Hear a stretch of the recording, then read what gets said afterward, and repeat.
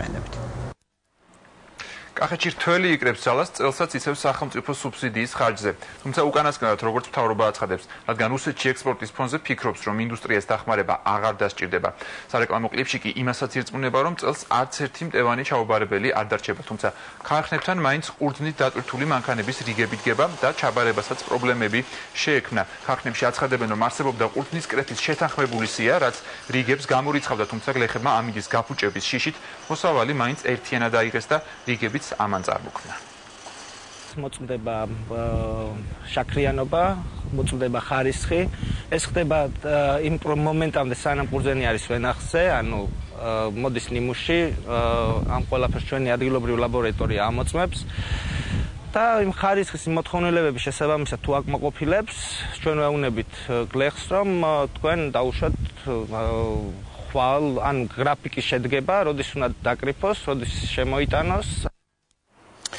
მეჯარ თველის ამ ბოლო სუბსიდიაში, როგორც თავრობა ამბობს, ის 25 მილიონ ლარს იხდის, საიდანაც კილოგრამი თეთრი ყურძენი 40 თეთრით ფინანსდება, წითელი კი 25 თეთრით, ფულს 85 ქარხანა მიიღებს, ისინი ყურძენში წელს დაახლოებით 1 ლარს იხდიან, დათვლილი მოსავალი კი 150.000 ტონა, ორჯერ მეტი ვიდრე შარშანი იყო.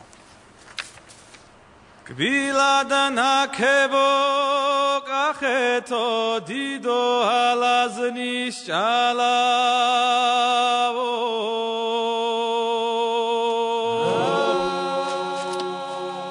ბარაკა გოგი კახეთში რთველი ყველაზე აქტიურ ფაზაში შევიდა. როგორც აქაურები ამბობენ, ასეთი ოქრომოსავალი კახეთს ბოლო 5 წელია აღარ ქონია.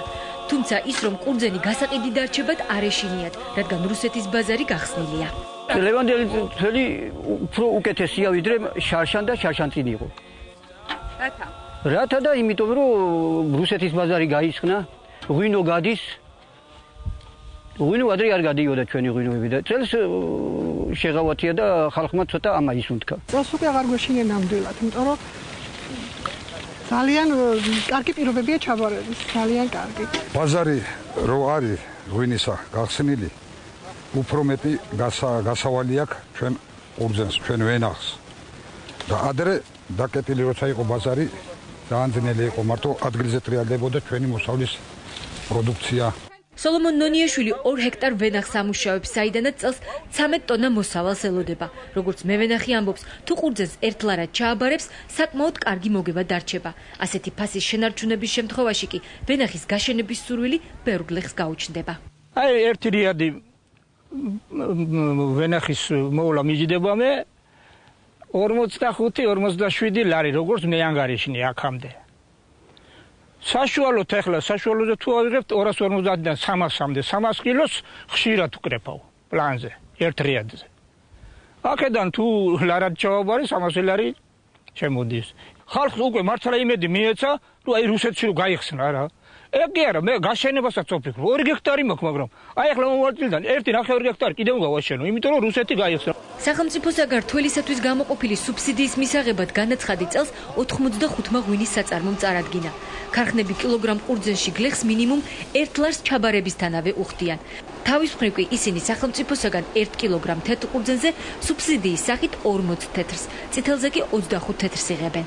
წელს არის რეაბილიტაციის პერიოდი, მნიშვნელოვანია რომ დარგის ფეხზე დადგომისთვის ეს სუბსიდირება შეგვენარჩუნებინა და მომავალი წლებისთვის უფრო გაჯანსაღებული, უფრო მოძლიერებული შეხვდეს როგორც მევენახე, ისე მეღვინე.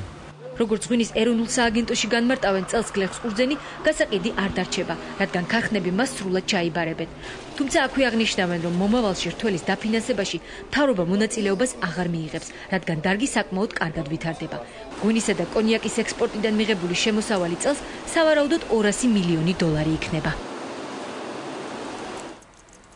და დღეს ეს იყო ბიზნეს კურიერი ამ კვირაში ამით ასრულებს თქვენთვის მუშაობას. მომავალ შაბათამდე დაგემშვიდობებით.